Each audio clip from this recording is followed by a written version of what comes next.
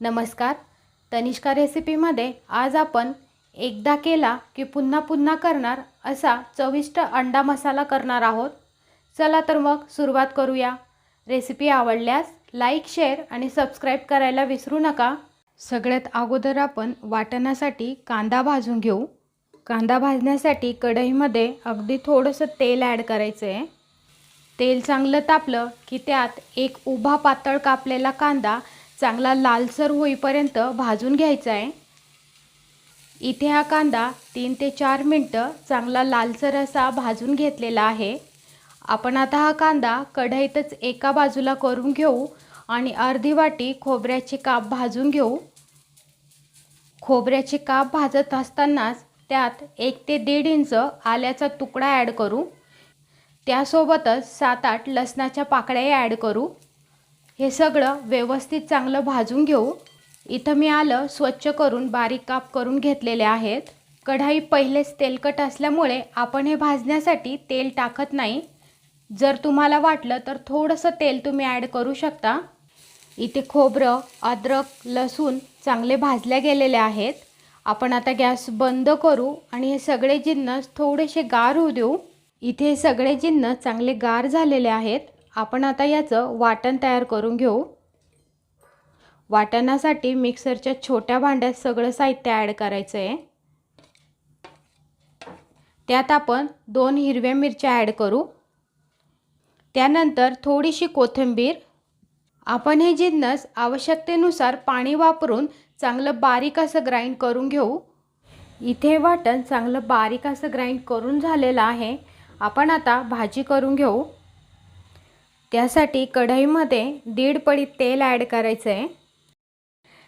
तेल चांगलं तापलं की त्यात वाटण ॲड करायचं आहे.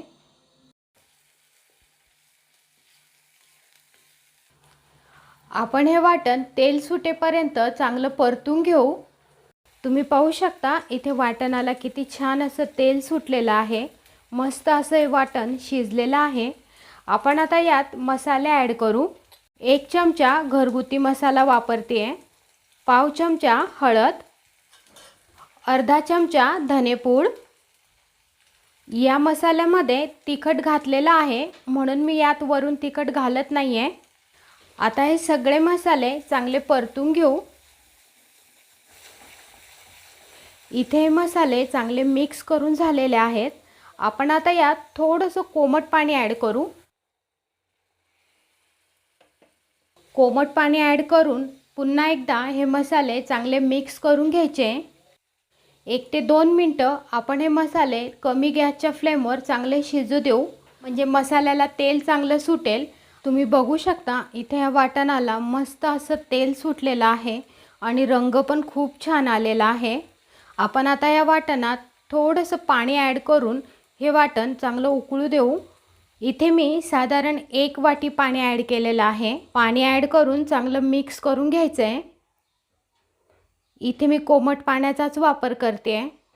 तुम्हाला जर ही भाजी थोडी पातळ हवी असेल तर तुम्ही अजून पाणी ॲड करू शकता. त्यानंतर चवीनुसार मीठ टाकून घ्यायचं आहे. मीठ टाकून चांगलं मिक्स करून घेऊ.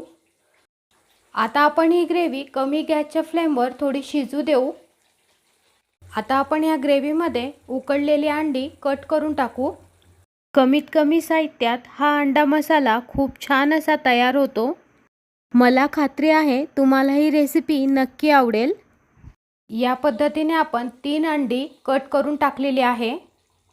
आता आपण ही कापलेली अंडी ग्रेव्हीमध्ये मिक्स करून घेऊ. अंडी चांगली मिक्स करून झाली की 2 मिनटं हा अंडा मसाला चांगला शिजू देऊ.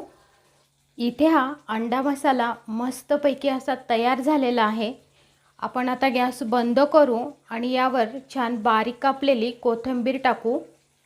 मस्त अशी अंडा मसाल्याची रेसिपी तयार झालेली आहे. तुम्हाला ही रेसिपी कशी वाटली ते कमेंट करून नक्कीच सांगा.